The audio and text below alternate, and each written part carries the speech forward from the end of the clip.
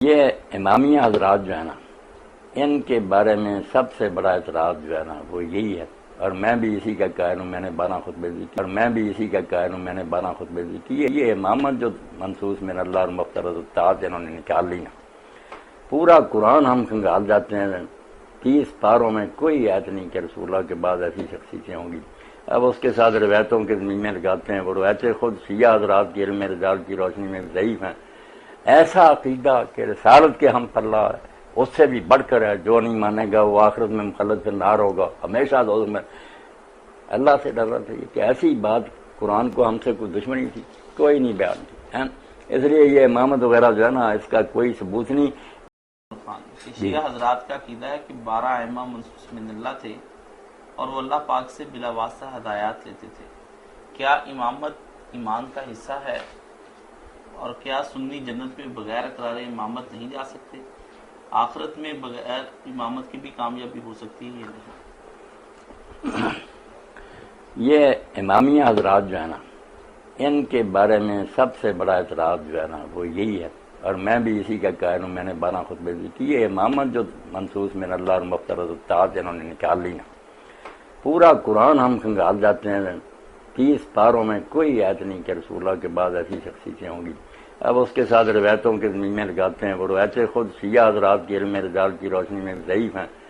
ایسا عقیدہ کہ رسالت کے ہم پلہ ہے، اس سے بھی بڑھ کر ہے، جو نہیں مانے گا وہ آخرت میں مخلد فی النار ہوگا، ہمیشہ دوزخ میں۔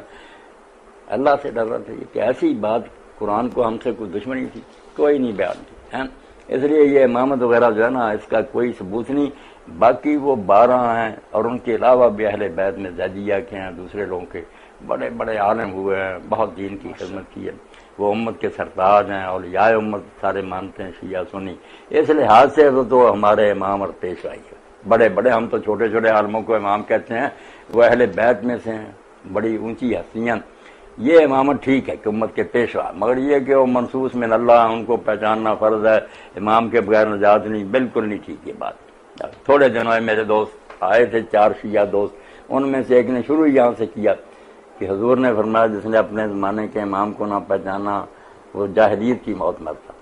میں نے کہا ان لفظوں سے حدیث کوئی نہیں حضور نے فرمایا، وہ کہتے ہیں مسلم میں نے کہا نکال کر ملم یعرف امامت، میں نے کوئی نہیں کہا، وہ الگ بات ہے کہ سیاست کی بات ہے، حکومت کی، کہ اگر حکومت ہو، صحیح خلیفہ ہو اور آدمی انتشار پیدا کرنا چاہے، اس کی بیعت نہ کرے، وہاں ہے کہ جو مرے اور اس کی گردن میں بیعت نہ ہو وہ جاہلیت کی موت مرتا ہے۔ وہ نبی علیہ السلام ہو یا بعد میں کوئی حاکم وقت ہو، تو پھر یہی ہے کہ اگر وہ صحیح ہے تو لوگوں کو اس کی اطاعت کرنی چاہیے، بیعت۔ یہ خلیفہ وغیرہ جو ہے نا ان کی بیعت کا ذکر ہے، حاکم وقت۔ حضور کے بعد اور کوئی نہیں ایسے امام بیان ہوئے، نہ کوئی ذکر ان کا۔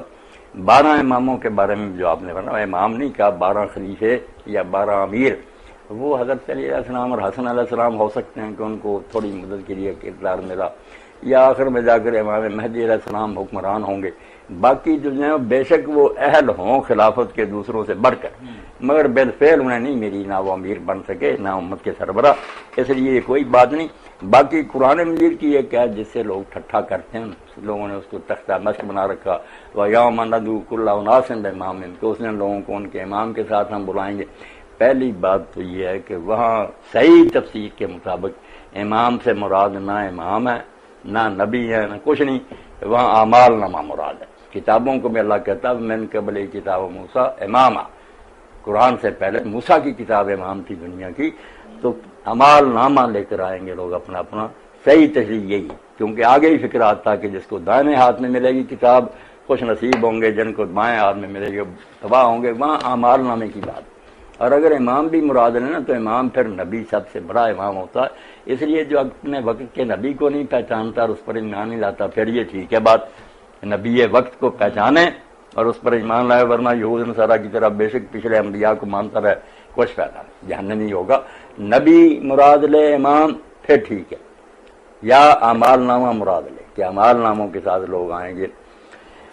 امام ابن کثیر تب یہ فرماتے ہیں کہ ہم اہل الحدیث خوش قسمت ہیں کہ ہمارے امام محمد رسول اللہ صلی اللہ علیہ وسلم، ہم نہیں کسی امتی کی پیروی کی جو اس کے پیچھے اندازوں چلے، سب سے لیتے ہیں باتیں، وہ ہمارے پیشوا ہیں، مگر کسی کو نبی کی سیٹ پر نہیں بساتے۔ جو دین اللہ کے رسول نے بتایا، حلال و محمد حلال الی یوم القیامہ، وہ حرام و محمد حرام لایا.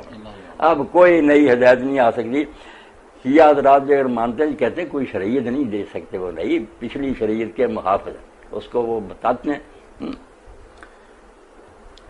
اہل تشیع کے بارے میں ہے کہ آپ بہت دو ٹوک انداز میں یہ بار بار کہتے ہیں کہ وہ بالکل صحیح مسلمان ہیں. تو اب سورہ فتح میں اللہ تعالیٰ نے بیت رضوان والے پہلے یہاں روک کر وہ آیت کی طرف پھر یہ سمجھ لیں کہ یہ جتنے گروہ نا بریلوی حضرات ہیں، شیعہ ہیں، دوسرے وغیرہ قادیانیوں کے علاوہ، یہ وہی گروہ ہیں جنہیں ہم اہل الاہواء والبدع کہتے ہیں کہ انہوں نے کئی باتیں من گھڑت بنائی ہوئی ہیں، بدعت ہے ان کے اندر، گمراہیاں ہیں، یہ سب کچھ ٹھیک ہے، مگر صرف یہ ہے کہ کافر نہیں. کفر جو ہے نا کہ ایک آدمی سمجھے کہ واقعی رسول اللہ نے فرمایا اور مانے کہ ہاں رسول اللہ نے فرمایا مگر میں آپ کو نبی نہیں مانتا، آپ کی بات میرے لیے کیا دلیل ہے، یہ ہے کفر. اگر وہ کہتا ہے کہ مجھے اس روایت پر اعتماد نہیں، اس کے راوی کمزور ہے، یا اس کا معنی یہ نہیں دوسرا ہے، تو پھر بے شک اس کی تعویل اور شبہ کتنا غلط اور باطل ہونا، وہ کافر نہیں. اس نے یہ نہیں کہا کہ میں قرآن نہیں مانتا یا رسول اللہ نہیں مانتا، غلط تشریح کر رہا. تو یہ اور ہمارے اس جمعہ کا خطبہ بھی یہ تھا کہ شبہ فاصلہ جو نا وہ غلط خیال کتنا غلط ہو، مگر جب انہوں نے پناہ لے لی کہ اس شبے کی وجہ سے ہم نہیں یار مانتے یہ بات، تو پھر وہ کافر ہونے سے بچ گئے. اگر کھلم کھلا کہتے بغیر کسی شبہ کے کہ بالکل ٹھیک ہے یہ بات مگر ہم نہیں مانتے اس کتاب کو، نہ اس نبی کو مانتے، یہ سارا کفر. بس میرا کہنا یہی، یہ نہیں کہ یہ لوگ بدعتی نہیں یا ان میں گمراہیاں نہیں، سب کچھ ہیں، یہ گمراہ اور ضال فرقوں میں سے ہیں مگر کافر نہیں. کفر نام کی کوئی بات، آپ کریں نا بات. کیا وجہ کہ ہمیں یہ کہا جاتا ہے کہ ہم لوگ اہل سنت ہیں اور یہ لوگ اہل تشیع ہیں؟ مجھے آپ سے یہ پوچھنا تھا. پہلے تو بیٹا یہ بات جو ہے نا، آپ بھی نہیں صرف کہہ رہی ہیں، آپ تو بچی ہیں، بڑے بڑے عالم بھی میں نے دیکھے اہل تشیع کہتے ہیں، یہ بڑی غلطی ہے. لفظ غلط ہے، لفظ ہے تشیع. تشیع کوئی لفظ نہیں ہے، وہ تشییع جو ہے نا دو یہ ہیں اس میں، تشییع وہ الگ لفظ ہے کہ جنازے کے ساتھ آپ جا رہے ہیں، کوئی کا مسافر کو رخصت کرنے کے لیے دور تک جاتے ہیں کہ الوداع ہیں، وہ تشییع ہے. دو یہ جو شیعہ ہے نا فرقہ، اس کے لیے لفظ بیٹا تشیع ہے، یہ پر پیش ہے، شد ہے، تشیع. سارے بیٹھے بھی یاد کریں، جب بولتا کوئی اہل تشیع کوئی نہ بولے. سنیوں کو بھی کہا کرے اہل تسنن، جو ہے نا سنی یا شیعہ بولے، یا اہل تشیع اور اہل تسنن، یہ ہے ایک دوسرے کے مقابل دو.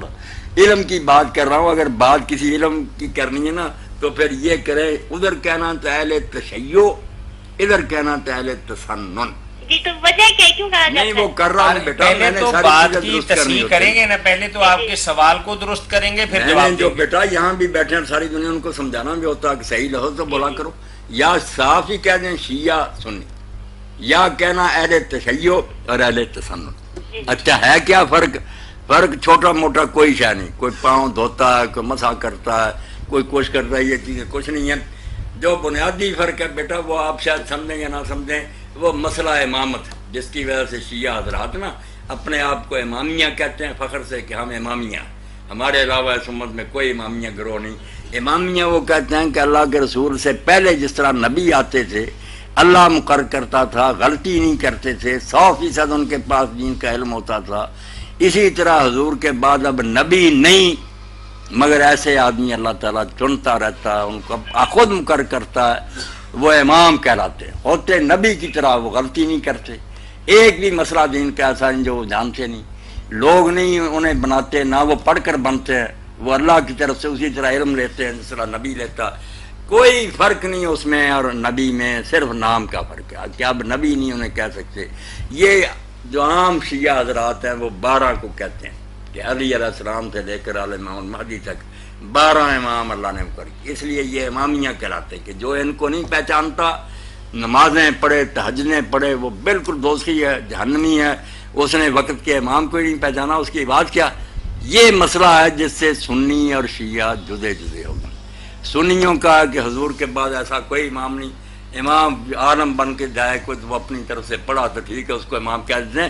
اللہ اب نہیں کسی کو نہ مقرر کرتا، نہ ایسا کوئی امام ہے کہ اس کو اللہ کی طرف سے علم ملتا ہو وحی باطنی سے، نہ کوئی غلطی سے پاک ہے. یہ بنیادی فرق مسئلہ امامت کا ہے. جی شکریہ جی. وہ اپنے آپ کو کہتے ہیں ہم امامیہ ہیں، امام مانتے ہیں، یہ نہیں مانتے. اصلی بیٹا آپ سمجھ گئی ہوں گی، ماشاءاللہ پڑھی لکھی ہیں، مسئلہ پر اصلی ہے. باقی سب چھوٹے موٹے ہیں، کچھ بھی نہیں. وہ متا مانتے نہیں مانتے، یہ باتیں کچھ نہیں. کوئی عالم بزرگ وہ بھی کہتے آئے ان میں جھگڑا کوئی نہیں. امامت کا مسئلہ جو ہے نا یہ بہت جڑ کی بات ہے کہ اگر امام ہیں کوئی ایسے تو سنیوں کو نے نہیں مانا تو واقعی یہ جہنم میں گئے پھر، یہ سارا کچھ ان کا برباد ہو گیا. اور اگر ایسے امام نہیں تو شیعہ غلط ہو گئے. امام کی بات ہے، باقی یہ چھوٹے موٹے مسئلے کوئی بات نہیں. یہ جو ہے نا مسئلہ امامت، یہ سنی علماء بیر شیعہ مناظرے کرتے رہتے ہیں، پاؤں دھونا، یعنی یہ بات نہیں سمجھتے کہ یہ شاخوں کی باتیں، یہ کوئی نہیں اصل میں باتیں. یہ کچھ نہ کچھ قول کتابوں سے مل جاتے ہیں، پاؤں دھونے والے بھی مل جاتے ہیں، مسح کرنے، ان میں جھگڑنے کا کوئی فائدہ نہیں. بات صرف یہ طے کرنی ہے کہ واقعی رسول اللہ کے بعد بھی کوئی ایسا منصب اس امت میں ہے کہ اللہ کے چنے ہوئے اور اللہ علم دیتا.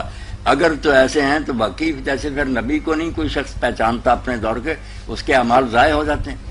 اسی لیے شیعہ علماء کہتے ہیں کہ جب تک کئی جو ان میں کٹڑ ہے وہ بات بیٹا بہت دور لے جاتے ہیں کہ یہ سارے پھر نا آل امام المہدی آئے گا تو یہ سارے سنی قتل کر دیے جائیں گے. اب تھوڑا بہت پردہ، اس وقت تو بالکل ان کو علانیہ کافر قرار دیا جائے گا اور یہ مخلد فی النار ہوں گے، ہمیشہ دوزخ میں رہیں گے دوسرے کافروں کی طرح جیسے نبی کا منکر ہے. امامت اصلی مسئلہ جو علماء اس پر بحث نہیں کرتے نہ اس کی بات کرتے ہیں. امامت کے بارے میں فیصلہ ہونا چاہیے کہ امامت ایسی کوئی ہے یا نہیں ہے.